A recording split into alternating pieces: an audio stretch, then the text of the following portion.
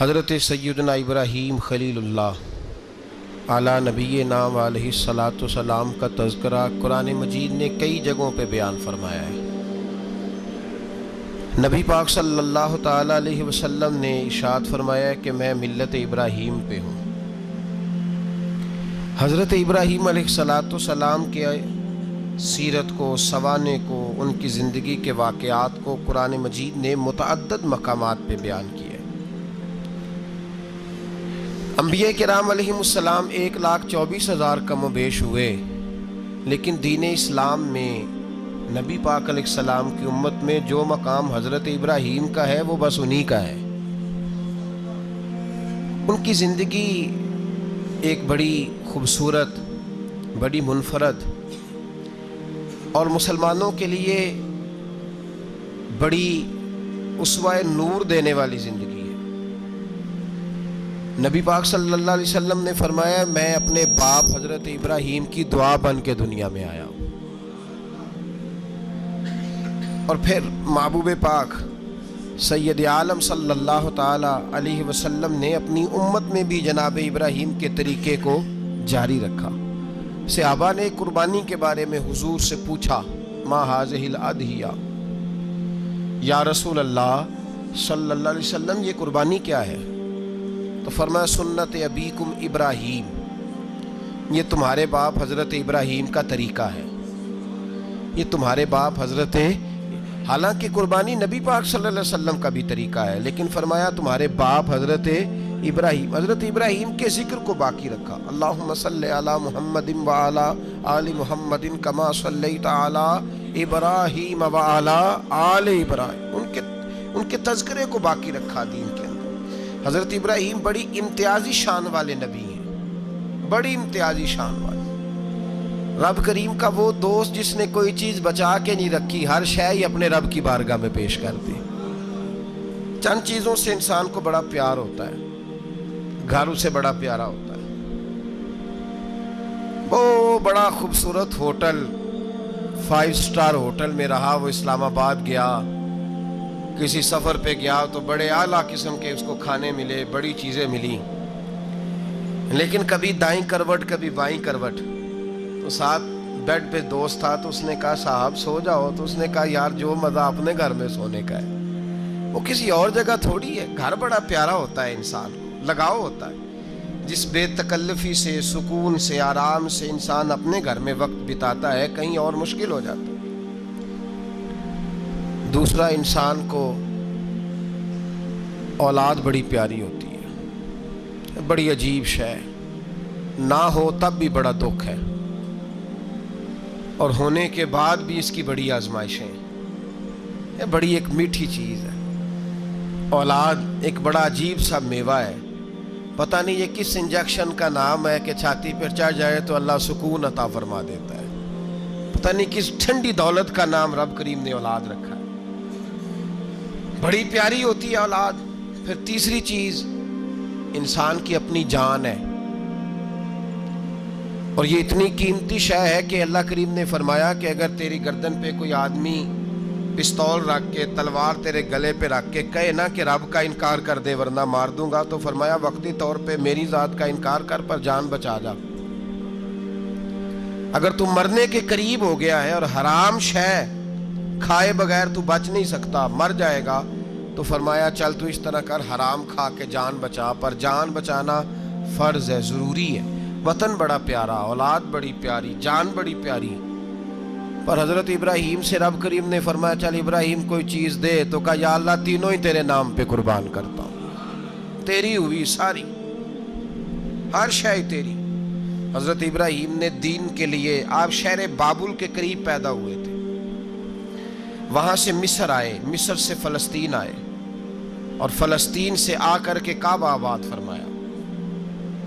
زندگی سفروں میں گزری، سفر ایک تکلیف والی چیز ہے، پر حضرت ابراہیم نے وطن چھوڑ دیا، گھر چھوڑ دیا۔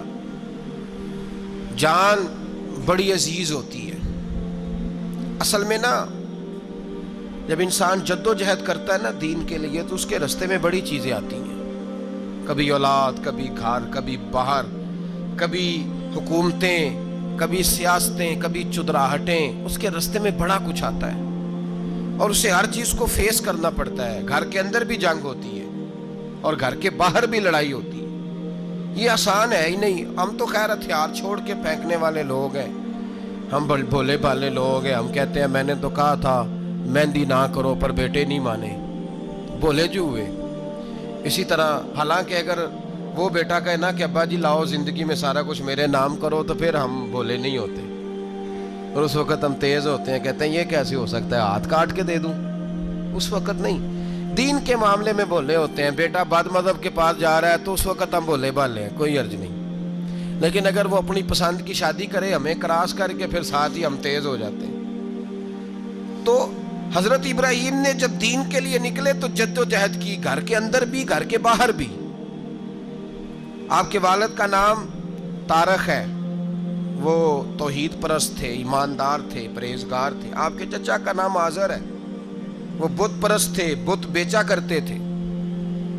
حضرت سیدنا ابراہیم علیہ السلام جب میدان عمل میں نکلے تو حضرت ابراہیم علیہ السلام نے اپنے گھر سے جہاد شروع کیا. لڑنا پڑا گھر کے اصولوں سے. چچا نے جو رواج بنائے ہوئے تھے اس رواج سے ٹکرائے. فرمایا میں اپنے گھر کے اندر یہ بت پرستی نہیں ہونے دیں گا. چچا کو ایک دفعہ نہیں، بار بار 100 دفعہ سمجھایا. آپ کا چچا بت بنا کے بیچا کرتا تھا. حضرت ابراہیم علیہ السلام تھوڑے بڑے ہوئے تو کہنے لگا کہ چلو میرے ساتھ، تم بھی بت بیچنے ہیں، ہمارا کاروبار ہے. حضرت ابراہیم ساتھ نکلے تو بت پکڑا ہے، گندے پانی کے اندر اس بت کو ڈبوتے ہیں. کہتے ہیں کسی نے خریدنا ہے تو خرید لو، نہ یہ نفع دے سکتا ہے نہ نقصان دے سکتا ہے. جو اپنا آپ نہیں بچا سکتا تمہیں کیا بچائے گا، خریدنا ہے تو خرید لو. چچا کہنے لگا تو کاروبار چمکا رہا ہے کہ تباہ کر رہا ہے. گھر میں بڑے معاملات خراب ہوئے، جھگڑے ہوئے، لیکن حضرت ابراہیم علیہ السلام ایک منٹ کے لیے بھی اپنے گھر کے اندر بھی کمپرومائز کرنے کو تیار. یہ تھوڑا مشکل میں نے پہلو چھیڑ دیا ہے، یہ تھوڑا مشکل پہلو چھیڑ دیا ہے. بڑا سمجھدار آدمی ہے پر بیوی سے پردہ نہیں کرا سکتا. سیانا ہے، پنچایت کا بندہ ہے، جو اس سے آپ کہیں گے وہ بات یہ سنائے گا، لیکن کہتا ہے نہیں جی میں نے کوشش کر لی ہے. کس قسم کی کوشش ہے صاحب، کیسے ہو گیا؟ حضرت ابراہیم علیہ السلام نے گھر کے اندر سے فرمایا نہیں کرنے دوں گا. گھر کے اندر بھی ٹکرائے.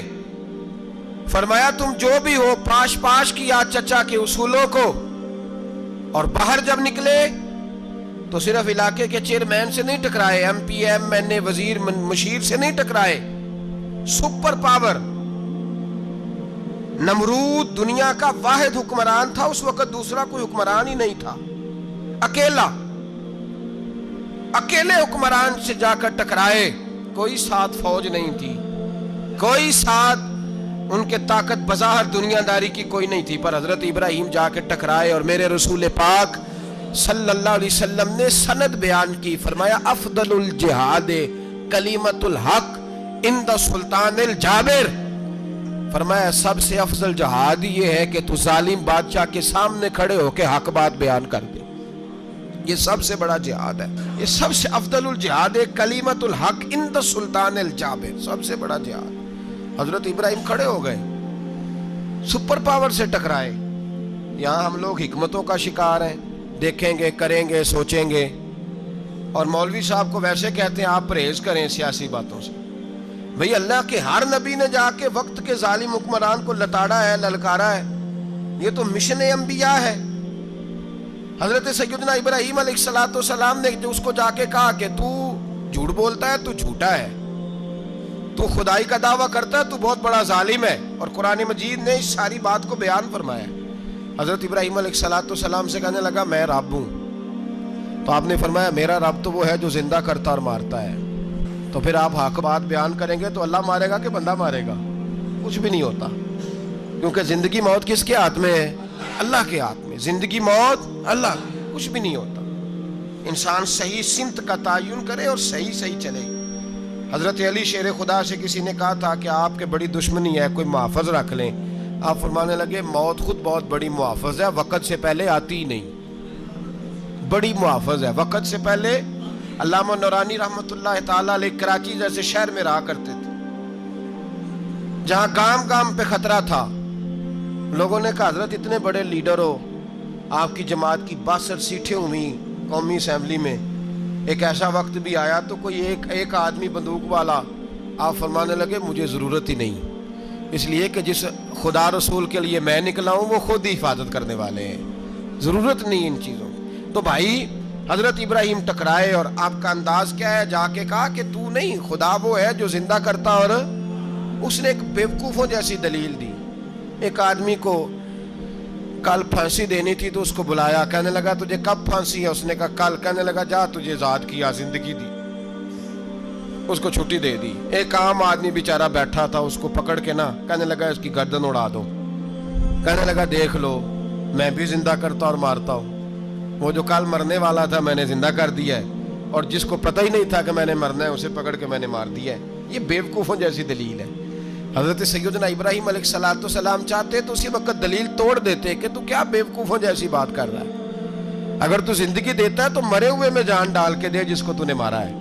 لیکن حضرت ابراہیم نے دیکھا کہ بیوقوف ہے, بیوقوفوں سے بحث نہیں ہوتی, دلیل بدل لی جاتی ہے, ان کی عقل کے مطابق بات کی جاتی ہے. حضرت ابراہیم فرمانے لگے میرا رب وہ ہے جو سورج مشرق سے نکالتا ہے اور مغرب میں غروب کرتا ہے. تو اگر رب ہے تو تو مغرب سے نکال کے مشرق میں غروب کر. فبہت الذی کفر, کافر لاجواب ہو گیا, اس کے پاس اس چیز کا کوئی جواب نہیں تھا. علامہ اسماعیل حقی نے خوبصورت فقرہ لکھا ہے, خوبصورت, جان ڈال دی ایک جملہ کہہ کے. حضرت سیدنا علامہ اسماعیل حقی رحمۃ اللہ علیہ فرمانے لگے چونکہ نمرود بیوقوفوں جیسی باتیں کر رہا تھا, اگر وہ یہ کہہ دیتا نا کہ میں سورج کو نکالتا ہوں مشرق سے, میں غروب کرتا ہوں معاذ اللہ مغرب میں, میں نکالتا ہوں, تو آپ اپنے رب سے کہیے کہ وہ مغرب سے نکال کے مشرق میں غروب کرے. علامہ اسماعیل حقی فرماتے ہیں رب کریم کی آواز قدرت تھی, مالک حضرت ابراہیم علیہ السلام کے اس, اگر وہ کہہ دیتا اور حضرت ابراہیم دعا کر دیتے تو رب کریم نے فرشتوں کو تیار بٹھایا ہوا تھا. فرمایا اگر یہ کہہ دے میرے خلیل سے کہ سورج مغرب سے نکال کے مشرق میں غروب کرنا ہے تو تیار رہنا, جس طرح خلیل کہیں گے ویسے ہی کر دیں گے. واتخذ اللہ ابراہیم خلیلا, ابراہیم ہمارا دوست جو ہوا, جیسے کہے گا ویسے کر دیں گے. حضرت سیدنا ابراہیم علیہ السلام کی باتوں کا جب جواب نہ دے سکا, دلیل نہیں بندہ دیتا, پھر لڑائی کرتا ہے, پھر جھوٹے موٹے اعتراض کرتا ہے. دلیل ختم ہوتی ہے تو لوگ ذاتیات پہ اترتے ہیں, کہتے ہیں یہ کھانستا صحیح نہیں, دیکھتا صحیح نہیں. دلیل ختم, اب ذاتیات پہ اترے, کہنے لگے مجھے پتہ چلا ہے کہ یہ فلانی جگہ گیا تھا تو وہاں جا کے اس نے اس طرح کیا ہے. پھر لوگ ذاتیات پہ اترتے ہیں, جب دلیل کا جواب دلیل سے نہیں دے پاتے پھر ذاتیات پر اتر کر حملے کرتے ہیں. حضرت ابراہیم کے دلائل کا جواب نمرود نہ دے سکا تو کہنے لگا کہ اس کو آگ میں ڈال دو. قوم گئی ہوئی تھی ساری, آپ نے بات سنی ہوئی ہے, میں نے صرف اشارہ دینا ہے, میلے پہ. تو حضرت سیدنا ابراہیم علیہ السلام نے سارے بت توڑ دیے, کلاڑا بڑے بت کی گردن پہ رکھا. واپس آئے, کہنے لگے بت کس نے توڑے ہیں؟ تو فرمایا اس سے پوچھ لو جس کی گردن پہ کلاڑا ہے. کہنے لگے یہ تو بول ہی نہیں سکتا. تو فرمانے لگے بڑے بیوقوف ہو, جو بولتا ہی نہیں, سنتا ہی نہیں, اپنا آپ نہیں بچا سکتا, اس کی پوجا کرتے ہو. کہنے لگے پکڑو, دلیلیں ختم ہو گئی, اس کو آگ میں ڈالو. بہت بڑی حویلی 45 فٹ مربع پہ مشتمل ایک حویلی بنائی گئی اور 45 فٹ اونچی. مختلف روایات, علامہ اسماعیل حقی کہتے ہیں کہ 3 مہینے تک نمرود نے کہا کہ اس کے اندر لکڑیاں ڈالو. لوگ پوچھنے لگے کتنی دنیا جلانی ہے؟ کہنے لگا بندہ تو ایک جلانا ہے, پر بندہ بڑا تگڑا ہے, ایک بندہ. 3 مہینے لکڑیاں ڈالی گئیں. اور لوگوں کی جو تہمات ہوتی ہیں نا وہ بڑی عجیب ہوتی ہیں. تہمات میں نے بڑی تفصیل سے رمضان المبارک میں گفتگو کی تھی. بدشگونی, تہمات لوگ لیتے ہیں. اس وقت بھی لوگ تہمات کا شکار ہو گئے. عقیدہ بگڑ جاتا ہے تو وہ عجیب و غریب باتیں کرنے لگتا ہے.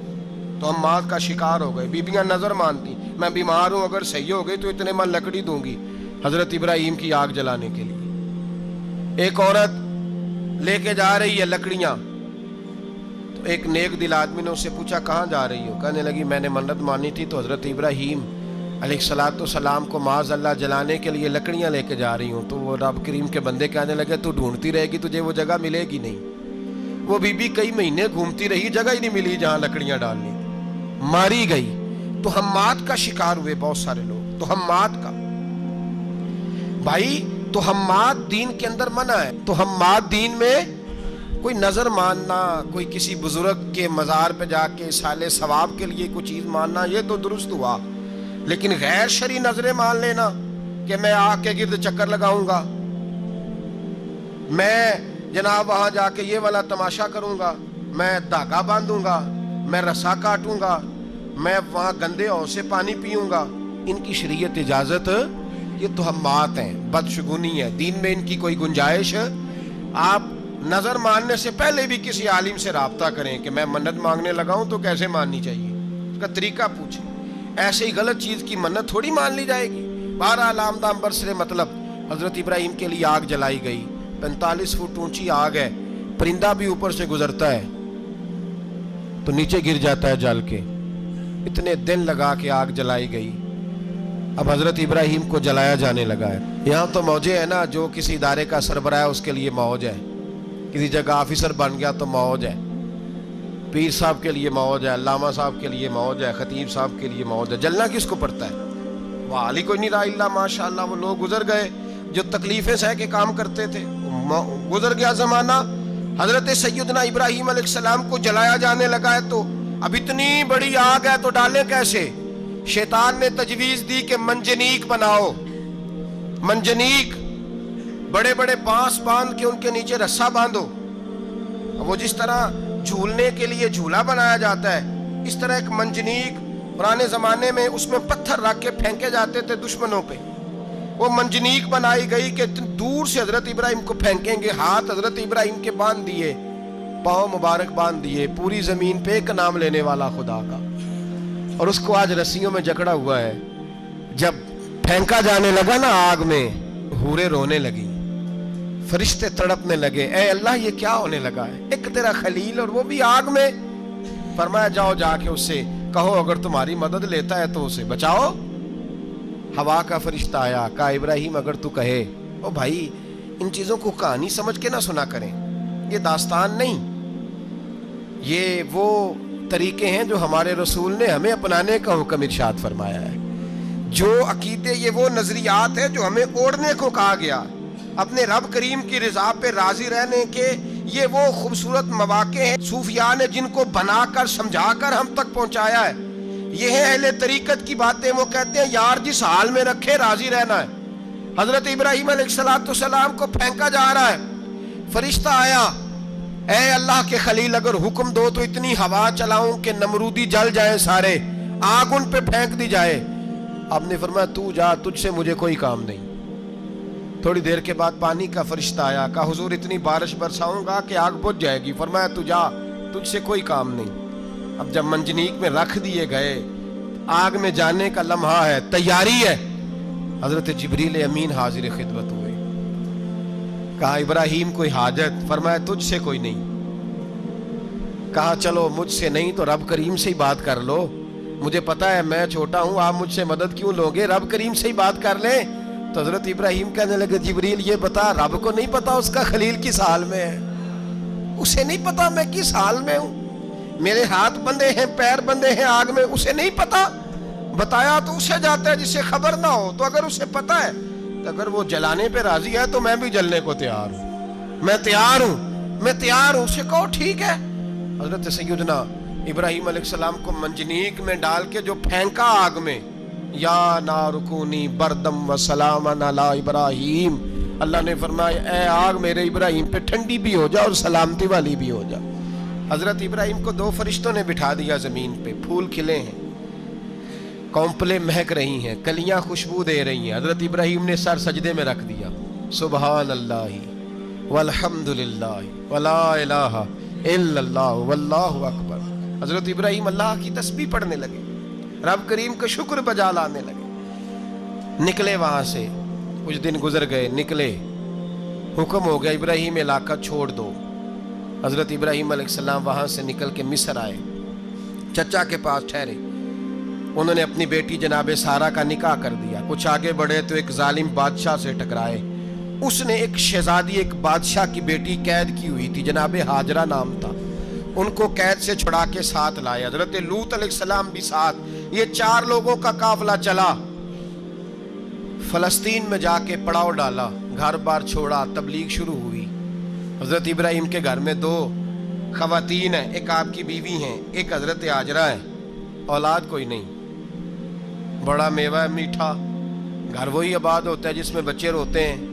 گھر ہوتا ہی وہ ہے جس میں بچوں کی چنچناہٹ ہوتی ہے, بھن بھناہٹ ہوتی ہے.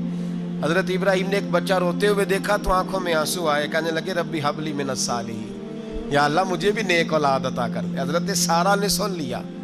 کہنے لگی ابراہیم شاید میرے بطن سے تو آپ کو نصیب نہیں, ہاجرہ سے نکاح کر لو. جناب ہاجرہ سے نکاح ہوا. اللہ تو بڑا بے نیاز ہے. رب کریم نے حضرت اسماعیل جیسا خوبصورت بیٹا عطا فرمایا. بیٹا کالا سیاہ بھی ہو تو سینے کی ٹھنڈک ہوتا ہے, پر یہ تو وہ بیٹا ہے جس کی پیشانی میں نور محمدی چمکتا ہے صلی اللہ علیہ وسلم. حضرت سیدنا اسماعیل علیہ اتنے خوبصورت. اب جس بیوی کے ہاں بیٹا تھا, بیٹھنا اٹھنا بھی زیادہ اس کے پاس, آنا جانا بھی اس کے پاس, توجہ ادھر ہو گئی. جناب سارہ رشک کرنے لگی. ایک دن کہنے لگی اسے چھوڑا جنگل میں, وادی غیر ذی زرع, مکے کے پاس. بھائی ایک بیٹا عالم دین بنا لو. کہنے لگا روٹی کہاں سے کھائے گا؟ تیرے 5 بیٹے ہیں, کو حافظ قرآن بنا, کہتے روٹی کہاں سے کھائے گا؟ وہ بچہ بھی کہتا ہے میں کہاں سے کھاؤں گا. حضرت ابراہیم علیہ السلام تو چند مہینے کا بچہ چھوڑ آئے, تو کہاں سے روٹی کھائی حضرت اسماعیل نے؟ کہاں سے کھائی ان کی اماں نے روٹی؟ بھوکے مر جاتے ہیں یہ سارے. میں بڑی ذمہ داری سے کہا کرتا ہوں کہ جتنی خوبصورت روٹی اللہ کریم دین کے خادموں کو عطا کرتا ہے شاید کسی اور کے نصیب ہوتی ہو, لیکن ہم لوگ توجہ ہی نہیں کر رہے. ہمارا ذوق ہی نہیں بن رہا. ہم یہ محنت ہی نہیں کر رہے کہ قوم کو مستند علماء کی ضرورت ہے. علاقوں کے علاقے خالی ہیں, ادھر ہمارا مزاج ہی نہیں بن رہا, توجہ ہی نہیں دین کی خاطر. اور پھر چلے بچے تو بعد کی بات ہے نا, جو ابھی خود جوان ہے وہ بھی تو یہ دعا. ایک صاحب مجھے کہنے لگے میں دعا مانگ رہا ہوں اللہ مجھے بیٹا دے تو میں اسے دین پہ لگاؤں گا. تو میں نے کہا آپ بھی بوڑھے نہیں ہوئے, آپ خود ہی لگ جائیں. بیٹا تو ابھی آئے گا تو لگے گا نا. تو آپ تو اس وقت ہیں تو آپ تو پہلے لگے نا صاحب. 2 گھنٹے تو نکال کے آئے, دین سیکھنے کو کافی ہے. آپ اتنی لمبی سوچ رہے ہیں کہ بچہ آئے گا تو بڑا ہوگا تو وہ جائے گا تو دیکھی جائے گی. ابھی تو آپ ہیں تو آپ تو آؤ. حضرت ابراہیم نے بچہ وہاں چھوڑا.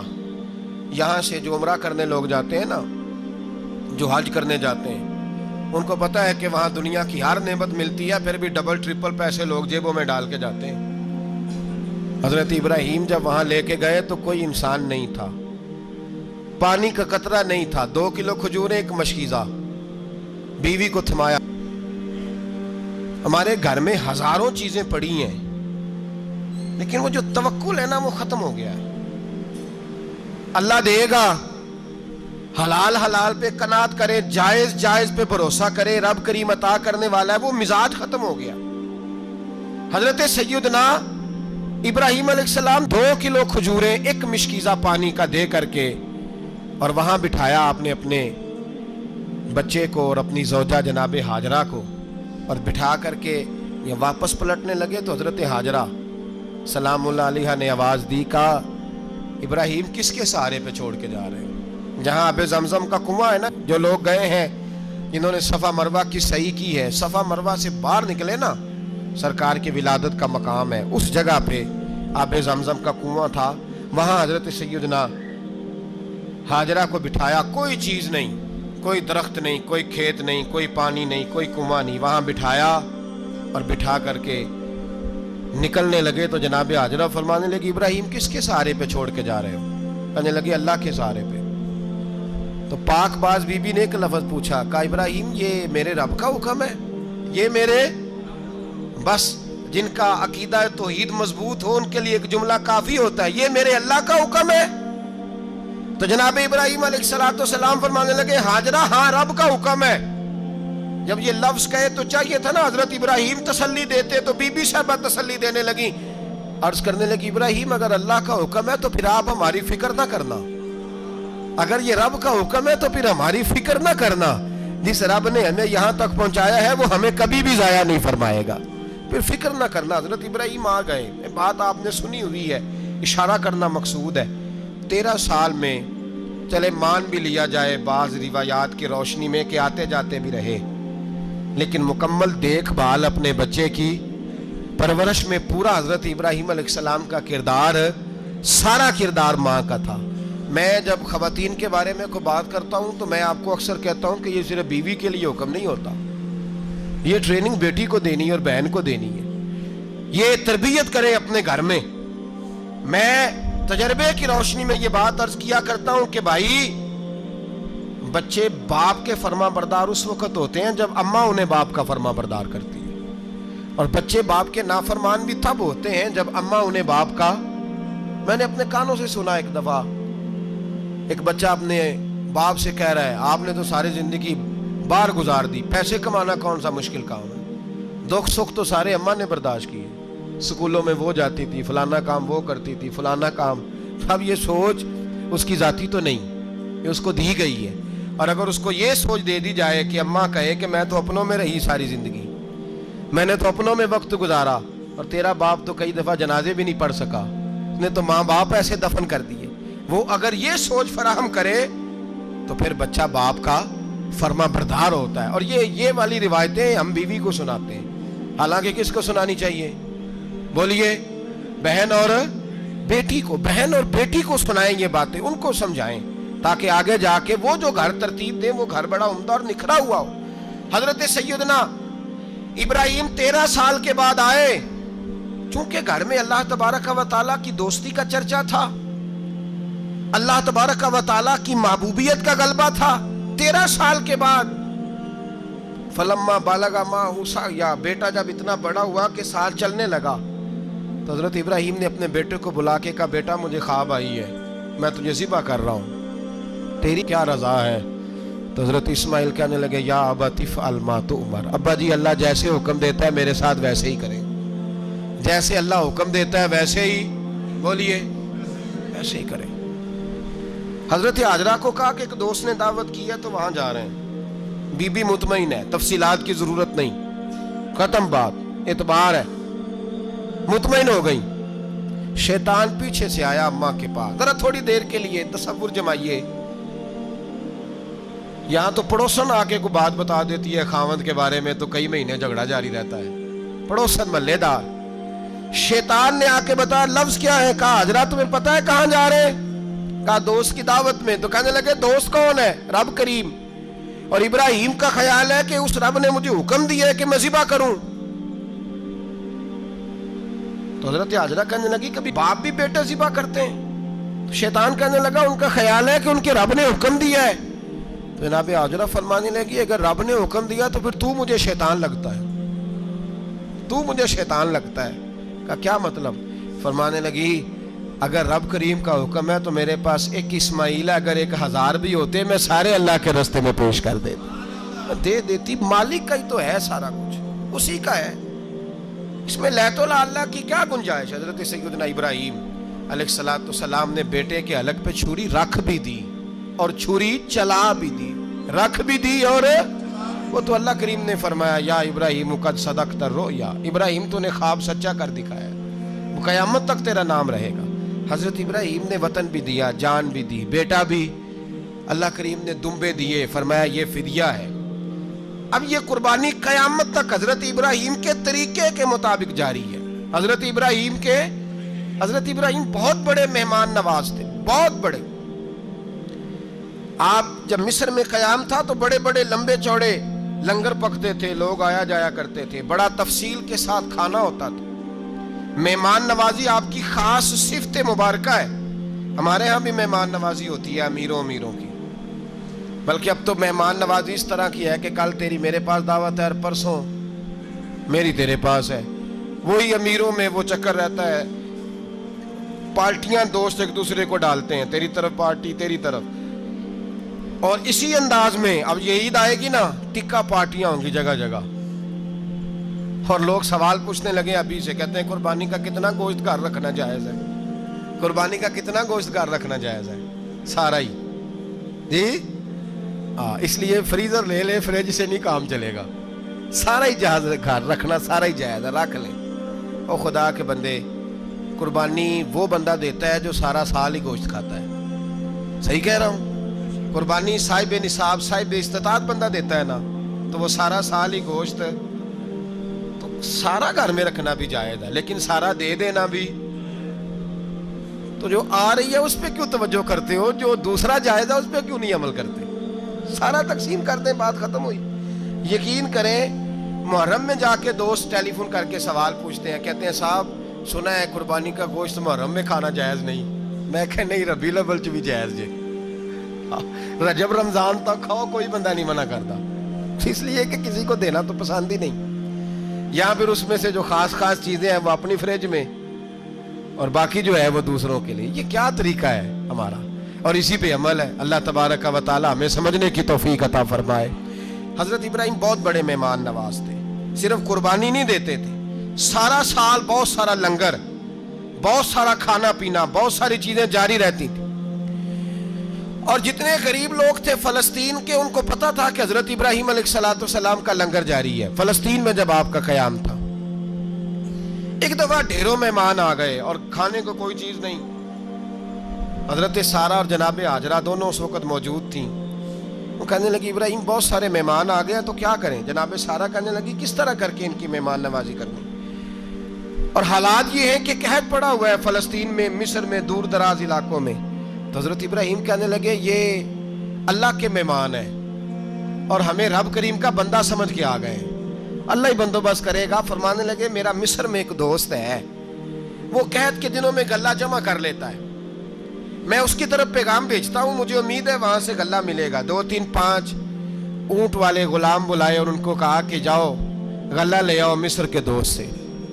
وہ لوگ کہتے ہیں ہم غلہ لینے گئے، وہاں جب پہنچے تو حضرت ابراہیم خلیل اللہ علیہ السلام کا پیغام دیا تو آپ کا وہ دوست کہنے لگا غلہ تو بے شمار تھا، مجھے خبر نہیں تھی کہ حضرت ابراہیم کا پیغام آئے گا، تو میں تو سارا تقسیم کر چکا ہوں، لوگ لے گئے، اب تو کوئی شے نہیں۔ اب وہ خالی آ گئے 5 کے 5 اونٹ۔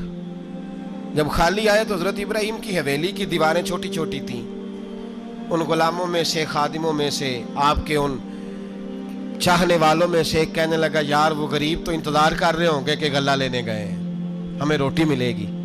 چھوٹی چھوٹی دیواریں ہیں، وہ جب دیکھیں گے نا خالی آ گئے تو انہیں تکلیف ہوگی، اس طرح کرو بوریوں میں ریت بھر لیتے ہیں، ریت بھر کے لے جاتے ہیں، بعد میں اندر رکھ کے انہیں سمجھا بہلا لیں گے یا حضرت ابراہیم کو بتائیں گے، وہ خود ہی ان لوگوں کی دل جوئی فرمائیں گے۔ اب غلہ کی جگہ ریت بھر کے اونٹوں پہ رکھ کے لائی گئی، لا کے بوریاں جب رکھ دی گئیں، حضرت ابراہیم علیہ السلام دوپہر کے وقت آرام فرما رہے تھے، بی بی سارہ اٹھی، کہتی ہیں جب میں نے دیکھا نا کہ بوریاں پہنچ گئی ہیں تو گئی، غلام کو ساتھ لیا اور اس کو جب کھولا نا تو کہتی اتنی حسین گندم میں نے پہلے کبھی دیکھی نہیں تھی، اتنا پیارا دانہ میں نے کبھی ملاحظہ ہی نہیں کیا تھا۔ فرماتی ہیں جب اس کو پیس کر چکی میں روٹیاں پکائیں تو خوشبو دور دور تک پھیل گئی، اعلیٰ غذا بنی، بڑے بڑے کھانے بیویوں نے مل کے پکائے، چن دیے گئے۔ حضرت ابراہیم اٹھے تو لوگ کھانا کھا رہے، سجدہ شکر ادا کیا، اور جب سجدے میں گئے تو وحی آنے لگی، پھر رونے لگے۔ جب پلٹ کر باہر تشریف لائے تو جناب سارہ کہنے لگی ابراہیم تمہارا مصری یار بڑا اچھا ہے، اس نے اتنی اعلیٰ گندم بھیجی ہے کہ اتنی تو میں نے پیاری گندم کبھی دیکھی نہیں۔ جناب ابراہیم مسکرائے، فرمانے لگی سارہ یہ مصری یار نے نہیں بھیجی، یہ میرے عرشی یار نے بھیجی ہے، یہ میرے عرشی یار نے بھیجی ہے۔ بھائی مہمان نوازی مزاج تھا، ہاتھ لٹا دینا مزاج تھا، دوسروں کی اشک شوئی مزاج تھا۔ حضرت ابراہیم علیہ السلام کا طریقہ ہے قربانی، حضور نے ان کا طریقہ بیان کیا۔ اگر سال کے بعد قربانی دینا ان کا طریقہ ہے تو سارا سال غریبوں کو روٹی دینا بھی حضرت ابراہیم کا طریقہ ہے، سارا سال غریب کی نوکری کرنا یہ بھی حضرت ابراہیم کا طریقہ ہے، بھوکے کو کھانا کھلانا یہ بھی۔ میرے مصطفیٰ کریم سید عالم صلی اللہ علیہ وسلم سے صحابہ نے پوچھا حضور بہترین مسلمان کون ہے؟ بہترین مسلمان تو حضور نے فرمایا جو سلام لینے میں پہل کرے اور غریب کو روٹی کھلانے میں سب سے اچھا ہو، وہ بہترین مسلمان ہے، زبردست مسلمان۔ ہمارے ہاں دعوتیں ہوتی ہیں تو امیروں کی، افطاریاں ہیں تو امیروں کی، اور میرے مصطفیٰ کریم علیہ السلام نے فرمایا بدترین دعوت ہے جس میں امیر بلائے جائیں غریب نہ بلائے جائیں، وہ بدترین دعوت۔ حضرت ابراہیم کا طریقہ رہا ساری زندگی مہمان نوازی. اور دوسرا ان کا مزاج تھا, اللہ سے پیار ہو گیا تھا نا. جب رب کریم سے محبت ہوتی ہے نا اور محبت کا احساس ہوتا ہے دل میں, پھر سجدے لمبے ہوتے ہیں. عام آدمی تو نماز بھی نہیں پڑھ سکتا, اسے خدا سے محبت ہوتی ہے وہ تہجد بھی نہیں چھوڑ سکتا. وہ یہ محبت کی بات ہے نا, جس کو پیار ہوتا ہے اس کی تہجد بھی ہے, اس کی اشراق بھی ہے, چاشت بھی ہے, اس کے عمرے بھی ہیں, اس کے حج بھی ہیں, اس کے بار بار کعبۃ اللہ کے دیدار بھی ہیں. یہ محبت الہی ہے, جوش مارتی. ان لوگ سجدہ کرتے ہیں تو اٹھتے ہی نہیں. اللہ کے بندوں سے پیار کرتے ہیں اللہ کی. حضرت ابراہیم کو رب کریم سے اتنی محبت تھی, اتنا پیار تھا کہ وہ آپ کی زندگی کے ہر پہلو سے چھلکتا تھا. ایک وقت ایسا آیا کہ اللہ تعالیٰ نے حضرت ابراہیم کو بہت زیادہ مال عطا فرمایا. اتنے اونٹ گنے نہیں جاتے, گائیں اتنی زیادہ کہ شمار نہیں ہوتی, بکرے بکریاں اتنی زیادہ کہ شمار, بہت زیادہ مال اللہ نے عطا فرمایا. اور ابھی کچھ عرصہ پہلے آپ پیچھے جائیں نا تو جو لفظ مال تھا وہ روپے پہ تو بولا ہی نہیں جاتا تھا, وہ جانوروں پہ بولا جاتا تھا. بہت زیادہ مال اللہ نے دیا, بکریاں, گائیں, اونٹ, بیل, بڑا کچھ. تو رب کریم نے فرشتوں سے فرمایا کہ واتخذ اللہ ابراہیم خلیلا, ابراہیم میرا دوست ہے. تو فرشتے کہنے لگے یا اللہ جسے اتنا کچھ دیا جائے اس نے دوست تو بننا ہی ہوتا ہے, تو نوازا ہی پڑا ہے, اتنا مال, اتنے کھیت کھلیان, اتنا کچھ. اللہ کریم نے فرمایا جاؤ آزمائش کر لو, امتحان لے لو. فرشتہ امتحان لینے پہنچ گیا. حضرت ابراہیم کے جانور چر رہے ہیں چراگاہ میں, حضرت ابراہیم بھی ہیں, غلام بھی ہیں, بہت بڑا ریوڑ ہے, آپ تشریف فرمائیں. ایک فرشتہ آیا تو کھیت میں چھپ کے بیٹھ گیا اور بلند آواز سے کہنے لگا سبحان اللہ والحمد للہ ولا الہ الا اللہ واللہ. یہ تسبیح بڑی پسند ہے, محبوب نے ان کی فضیلت بیان کی. اب وہ حضرت سیدنا ابراہیم علیہ السلام کھڑے تھے تو وہ کھیت میں بیٹھ کے تسبیح پڑھنے لگا سبحان اللہ والحمد للہ ولا الہ الا اللہ. حضرت ابراہیم کہنے لگے یہ میرے رب کا نام کون لے رہا ہے, بڑی اس کی میٹھی آواز ہے, بڑی کون ہے. ڈھونڈنے لگے, گھومتے گھومتے اس کے پاس چلے گئے, فرشتہ انسانی شکل میں. تو میرے رب کا ذکر کر رہا تھا؟ اس نے کہا میں ہی کر رہا تھا. فرمانے لگے یار ایک دفعہ پھر نہیں کرتا؟ تو کہنے لگا ابراہیم پہلے تو میں اپنی مرضی سے کر رہا تھا, تو کہتا ہے تو پیسے لگیں گے, پیسے ہیں تو کر دیتا ہوں. حضرت ابراہیم کہنے لگے بول تو کیا لے گا, میرے اللہ کا ذکر سنانے کا کیا لے گا؟ کہنے لگا جتنی بکریاں آپ چرا رہے ہیں ساری دے دے تو میں اللہ کا ذکر سنا دیتا ہوں. آپ نے فرمایا بس جا تیری ساری ہوئی, میرے رب کا ذکر سنا.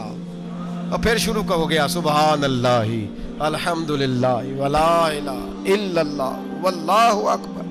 حضرت ابراہیم علیہ السلام کیف میں, یار پھر ذرا سنا, نا علمہ وچ پھسا سانو, تو یار دی گل سنا سانو, ذرا دوبارہ سنا. پھر سنایا, ایک دفعہ پھر کہا. فرشتہ کہنے لگا بس جی آپ کے پیسے پورے ہو گئے. حضرت ابراہیم کہنے لگے چل ایک دفعہ اور سنا. کہنے لگا پیسے لگیں گے. تو کیا لے گا؟ کہنے لگا گائیں بھینسیں ساری میری. فرمایا بس یار اتنی قیمت, تو سنا صحیح, سارا کچھ ہی تیرا. پھر شروع ہو گیا سبحان اللہ والحمدللہ ولا الہ الا اللہ واللہ اکبر. گائیں دے دیں, بھینسیں دے دیں, وہ ذکر سناتا ہے. حضرت ابراہیم کبھی مچلتے ہیں, کبھی روتے ہیں, کبھی آہیں پڑھتے ہیں. تو میرے رب کا نام لے رہا ہے, ذرا پھر سے لے. کیف جاری ہے. کہنے لگا بس بھائی. حضرت ابراہیم فرمانے لگے تو اور لے لے جو لینا ہے, مجھے ذکر سنا. اس نے کہا ابراہیم بکریاں میں لے چکا, گائے بھینسیں میں لے چکا, اونٹ رہ گئے, سارے لے لوں گا پھر ذکر سناؤں گا. فرمایا جا تیرا ہوا تو ذکر سناتا رہ, میں دیتا ہوں. دے دیا, کچھ دیر ذکر کیا تو اب خاموش ہو گیا. حضرت ابراہیم خلیل اللہ علیہ السلام فرمانے لگے ذکر سنا. کہنے لگا ابراہیم اب تیرے پاس دینے کو کیا ہے, ہر چیز تو میں لے چکا. آپ فرمانے لگے یہ گائے بھینسیں بکریاں چرانے کے لیے تجھے کوئی نوکر ملازم بھی تو چاہیے نا. تو اس طرح کر, مجھے رکھ لے, میں روٹی نہیں مانگوں گا, کھانا نہیں مانگوں گا, تو اللہ کا ذکر سناتا رہنا, میں تیرے جانوروں کی نوکری کرتا رہوں گا. حضرت ابراہیم علیہ السلام نے جب یہ کہا نا, فرشتے کی آنکھوں میں آنسو آ گئے. تر دامنی پہ شیخ ہماری نہ جائیے, ہم دامن نچوڑ دیں تو فرشتے وضو کریں. فرشتہ رو پڑا اور کہنے لگا ابراہیم مجھے سینے سے لگاؤ, آپ واقعی اس قابل ہیں کہ اللہ آپ کو اپنا دوست بنائے, واقعی اس قابل ہیں کہ رب آپ کو اپنا. حضرت ابراہیم علیہ السلام کا خدا سے محبت کرنے کا نرالا انداز. اور میرے بھائی यही मोहब्बत उन्हें मेरे मुस्तफ़ा से भी थी।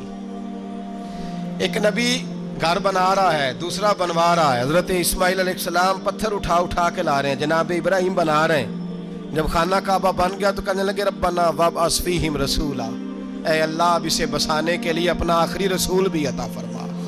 नबी पाक फरमाते हैं मैं दुआ हूँ हज़रत इब्राहिम की। ये कुर्बानी हज़रत इब्राहिम का तरीका है। हुजूर ने अगरचे नबी पाक की अपनी सुन्नत थी, ये भी कह सकते थे सुन्नती व सुन्नती अबीकुम इब्राहिम, मेरी सुन्नत है और तुम्हारे बाप इब्राहिम की सुन्नत है। ये नहीं फरमाया। जब सहाबा ने कहा कुर्बानी क्या है, फरमाया सुन्नती अबीकुम इब्राहिम, ये तुम्हारे बाप इब्राहिम की सुन्नत है। हर साहिब निसाब पर कुर्बानी वाजिब है। जो ज़कात का निसाब रखता हो उस पर कुर्बानी वाजिब है, यानी ज़रूरियात से ज़्यादा इतने पैसे, जितने पैसों से ज़कात फ़र्ज़ होती है, उतने पैसे जिस आदमी के पास कुर्बानी से पहले पहले आ जाएं उस आदमी पर कुर्बानी करना वाजिब है। बकरा, छतरा, दुम्बा 1 साल का या दुम्बा 6 महीने का हो पर इतना बड़ा महसूस होता हो कि लगे कि 1 साल का है, उसकी कुर्बानी हो सकती है। जानवर में कोई ऐब नहीं होना चाहिए, इतना कमज़ोर ना हो कि ज़िबा जहाँ उसे करना है वहाँ वो चल के जा ना सके, इतना कमज़ोर जानवर ना हो, उसके अंदर बज़ाहिर कोई इतना बड़ा नक्स ना पाया जाता हो, काना ना हो, लंगड़ा ना हो, कोई उसकी हाथ ना कटे हुए हो, ऐसा नक्स जो वाज़े हो। बकरा 1 साल का, गायें और भैंस ये 2 साल की, ऊँट 5 साल का।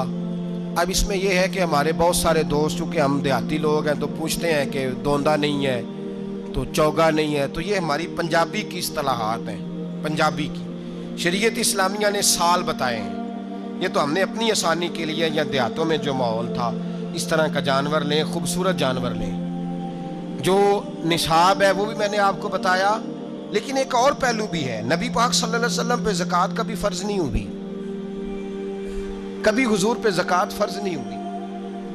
नबी पाक सल्लल्लाहु अलैहि वसल्लम के पास इतना सरमाया कभी इकट्ठा हुआ ही नहीं कि ज़कात फ़र्ज़ हो। लेकिन नबी पाक के सहाबा फरमाते हैं कि मदीने के 10 सालों में अल्लाह के रसूल ने हर साल कुर्बानी फरमाई है, हर साल कुर्बानी दी।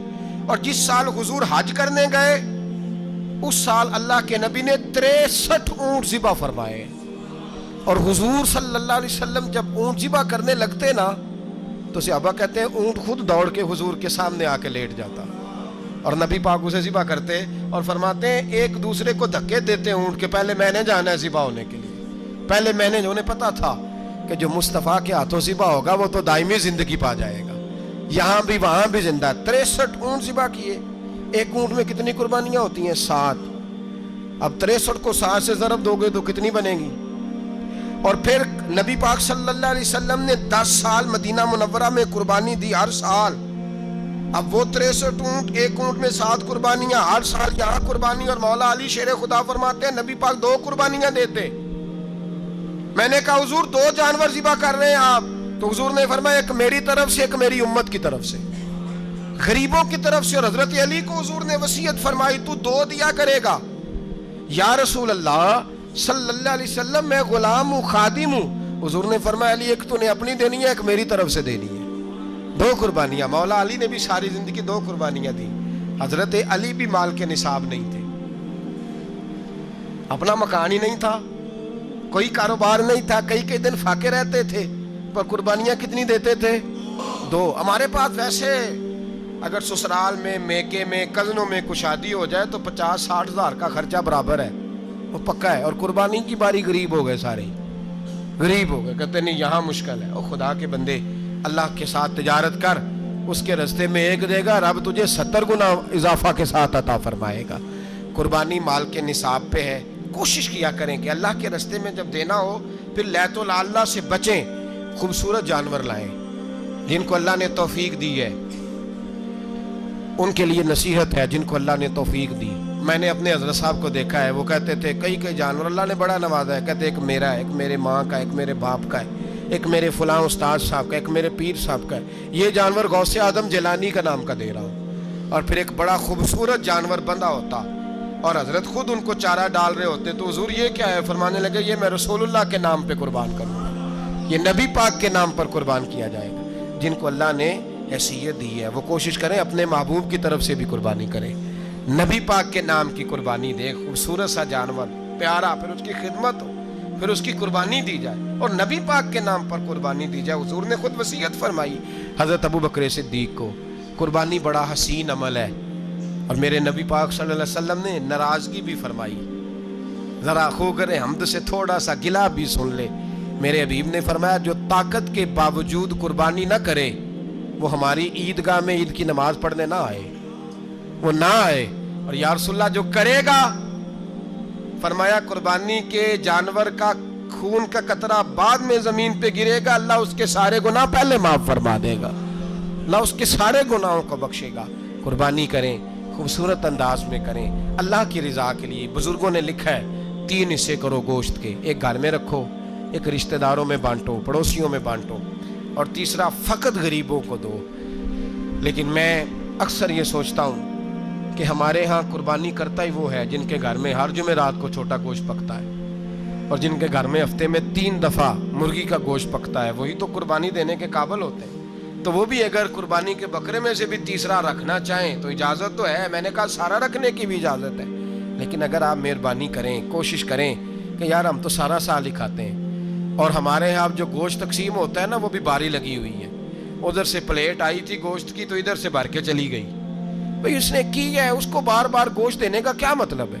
آپ یہ دیکھیں عزیزوں میں، رشتہ داروں میں، اور میں اگر تھوڑا سا آپ کی توجہ کرانے میں کامیاب ہو جاؤں تو سفید پوش لوگوں کو دیکھیں، کچھ سفید پوش ہیں، سفید پوش جن کے اوپر قرضے ہیں، بیماریوں نے جکڑ لیا ہے، گھر میں بڑے بڑے سخت مریض آ گئے ہیں، سفید پوش پہلے دیا کرتے تھے۔ آپ ان سے پوچھتے ہیں صاحب قربانی، تو بات کو ٹالتے ہیں، وہ کہتے ہیں سوچ رہا ہوں کوئی حصہ ڈال جائے، پردہ پوشی کرتے ہیں، کہتے ہیں کہیں حصہ رکھا ہوا ہے، پردہ پوش۔ اکثر وہ لوگ قربانی نہیں دے پاتے، اکثر دیا کرتے تھے اب نہیں دے پا رہے، کیوں؟ اس لیے کہ مشکلات ایسی آ گئیں۔ ان لوگوں کا خیال کریں، ان کے گھروں تک گوشت پہنچا کے آئیں، ان پر توجہ کریں۔ وہ سفید پوش آدمی کبھی ذکر نہیں کرے گا، کچھ تو ایسے ہیں جو خود پہنچ جاتے ہیں کہ ہمیں گوشت دیا جائے، لیکن کچھ سفید پوش ہیں لا یسألون الناس الحافا، اللہ فرماتے ہیں کچھ لوگ لپٹ لپٹ کے سوال نہیں کرتے، سفید پوشی کا بھرم رکھتے ہیں، کا مزاج نہیں۔ ان کی طرف دیکھیں، اپنے رشتہ داروں کو دیکھیں، خاص کر ان رشتہ داروں کو دیکھیں جن کا آپ کو پتہ ہے کہ غریب ہیں، مجبور ہیں، ان کے گھروں میں گوشت بھیجیں، غریب بیٹیوں، غریب بہنوں کا خیال کریں، اس طرف متوجہ ہوں، ان کے ساتھ اس نے سلوک کریں، اس طرف آپ لوگ خیال کریں۔ اللہ ہمیں سمجھنے کی توفیق عطا فرمائے، سمجھنے کی توفیق عطا فرمائے، سمجھنے کی توفیق عطا فرمائے۔